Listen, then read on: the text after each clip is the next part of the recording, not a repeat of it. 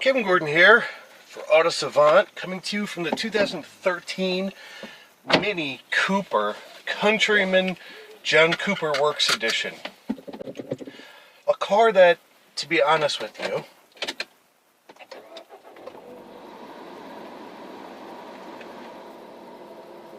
in the first few days that I had it, I really thought that I was going to end up completely hating.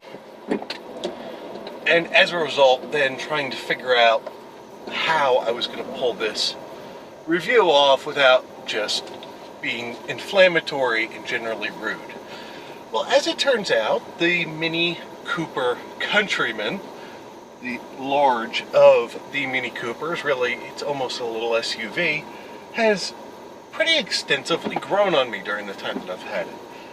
But did want to spend some time talking about both the good and the bad of this car, talk a little bit about its features, a little bit about the way it drives, and we'll wrap this thing up. So, as you heard me mention, this is the John Cooper Works edition of the Countryman, or the really high performance version of the Mini line. Right? It's got 208 horsepower. John Cooper Works does his normal package tuning to this car, right? More horsepower, more aggressive suspension tuning, a few other pieces. I think that, it's one of those things that could be found in the dictionary under ridiculous, which is to say that you need a John Cooper Works edition of the Countryman.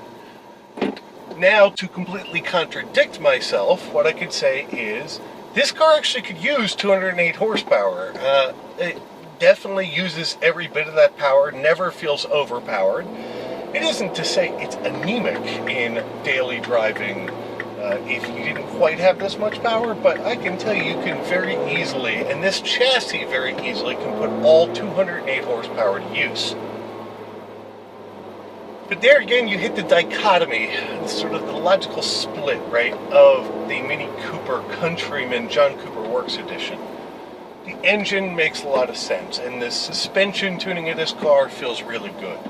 Where's the issue? It's that, really, it doesn't have any kind of a special exhaust note to it. Maybe there's a touch between decelerating through 3 to 2,000 RPM, where you get a little bit of a burble.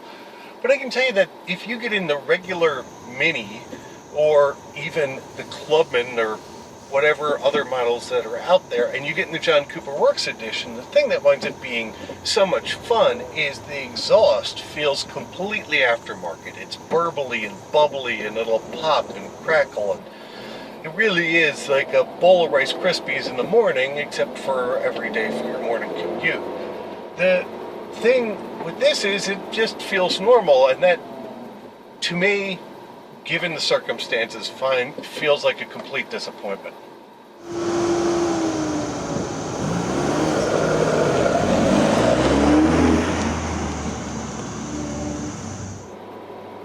You can easily stand on both sides of the interior design and utility of Minis these days as well. 10 years ago, it was nothing but interesting, different, fun, kind of quirky. I think people were willing to deal with ergonomics issues for the fact that it looks so different than everything out there. Well, 10 years later, a lot of it is just a little annoying. Switches and dials are sort of tough to find. Obviously, this layout was never really thought about with an infotainment system or a nav system baked into it. There's other things, like the door handles. Instead of being a handle that you pull or some kind of, there's a little lever inside the door handle that, as you pull it, has a good chance to pinch the skin on your fingers. The switches for the nav screen and infotainment center are here, but volume's up here. They're little ergonomic pieces of this car that really don't work all that well anymore. The same goes for like the climate control. It doesn't have climate control in this one. And the HVAC system in general sounds a little bit like a boiling pot of water. It kind of bubbles and gurgles and makes quite a bit of noise up in the dashboard region. It's one of those noise, harshness, vibration things that in a modern car that costs $36,000 or $37,000, even a sporty one, you'd expect to have a little more under wraps. With that all being said, again, got in the car, generally didn't like it. The longer that I've had it, the more I've come to appreciate it. Well, I can tell you that after a full week of living with the car, a lot of the stuff I've sort of gotten used to and you start to ignore. You figure out a good way to grab onto the door handle so it doesn't pinch your fingers. All the sort of climate control weirdness and switches that are behind the shifter, you do figure out where they are and they start to go away. Is that kind of making excuses for things that could be a problem? Sure, but here's the killer feature of the Mini Countryman. Everybody who's seen it, everybody who's seen the inside of it, they still ooh and ah about it. It's one of those rare cars that sort of attracts men and women at pretty much equal rate. I mean, I've driven cars that cost 4 or 5 times what this one does, and haven't gotten stopped by people in parking lots to get asked questions about it the way that I have about the Countryman. And that's still a special and valuable thing to a lot of people, and I can understand why, you know. So, really getting almost towards the end here, and we'll talk a little bit more about the way this thing drives, rides, turns, stops, all that kind of stuff towards the end. This thing is $36,000 or $37,000, depending on what specific features it has. It didn't come with a window sticker or a Monroney. So I can't tell you exactly all the options that this thing has. But you build it on Mini's website, you get to a John Cooper Works edition of a all-wheel drive Mini Countryman. You throw in the options that I know this one has with the screen. Doesn't have nav, but it does have an infotainment screen, the stripes, a few other things. You do get to understand that this thing built up is $36,000 or $37,000. Again, quite a bit of money.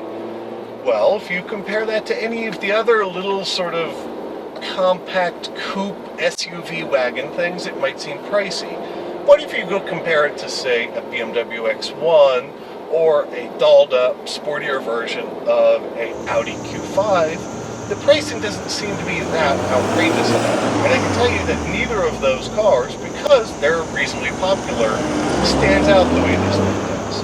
And so I think I'm maybe overcompensating in the credit in the being nice sort of section of this, but I do think it is worthwhile to point out that people are willing to pay for something that's special and or different. And I can tell you the benefit is this thing's got really usable rear seats. You know, car seats back there, no car seats back there. The things work. It's a reasonable size. It's actually bigger in the rear seat than a lot of competitive sort of boxes. Like if you put this up against a Kia Soul, which is potentially half the money, the seats aren't anywhere nearly as big. Now, BMW X1, they're easily as big as that, and there's nice big rear doors because the thing's shaped like a box. So there's quite a bit of good about the Mini Countryman. The bad winds up being, like I said, there's all the ergonomics issues. There's the fact that even with the John Cooper Works Edition engine setup, the torque of this motor really is pretty disappointing from anything other than on full boil mode. I mean, pulling out on up-road, inclines really can be a challenge without considering stalling. You've got to rev it and dump the clutch. Now, back on the positives. The clutch and the gearbox are excellent. Really, this thing, I didn't think that Minis had such nice to drive manual transmissions in them, and this one really is very pleasant. Its throws are distinct.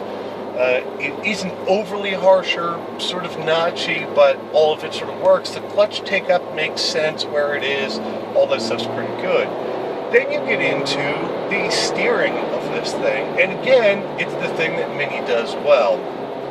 It is direct, because this one has a bit of a longer wheelbase than the littler Minis, of course.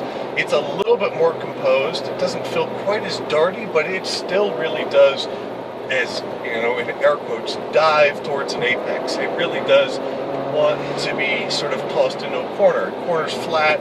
The brakes work well. They seem to have quite a bit of ability to handle some heat. And even though the exhaust doesn't sound all that special, the engine still makes some sort of fun turbocharged engine noises. You know, it does. You can hear it when it comes on boost, and you do get a bit of a blow-off valve noise. See what I mean about that trick? I mean, there we go. Finally built some boost and we're on our way. You do get a nice bit of blow-off valve noise again if you have the windows down.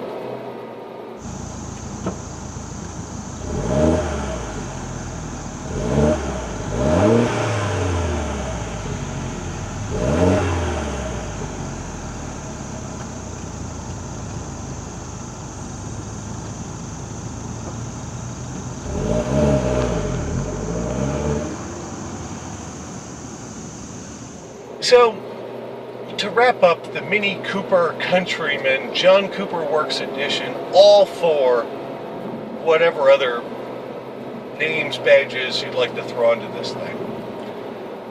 From an initial impressions perspective, because I love saying the word perspective, it is strange and really probably, possibly, perhaps doesn't make a ton of sense. Now, from a longer term owning it, living with it, it definitely grows on you, and there's parts of this car that really do feel sort of consistently special and make you a little bit happy that you're not driving another similar sort of beige, boring box of a car. There's things about this car. One, it's got a manual transmission. There's very few other sort of pseudo-luxury, mid-size SUV-y things you can get with a manual. It's also quite a bit of fun to drive. I mean, I have to give credit where credit is due. The steering, suspension tuning, brakes of this car are definitely on the sporty side of things and don't really disappoint. So, the John Cooper Works Mini Countryman All-4, is it a car that I'd buy? No, it's definitely not a car I'd plunk down 36 grand on. But is it a car that doesn't deserve to be sold? I think that's a much different and much more difficult question to say, no, it shouldn't be sold. I definitely think it should, because it's got a bit of a sense of humor. It's still a bit of fun, and for the people who really need four-wheel doors that have little kids, it is a viable option of a bit of a lunatic choice in the market. And with that, Kevin Gordon for Autosavant. Look forward to talking to you guys soon.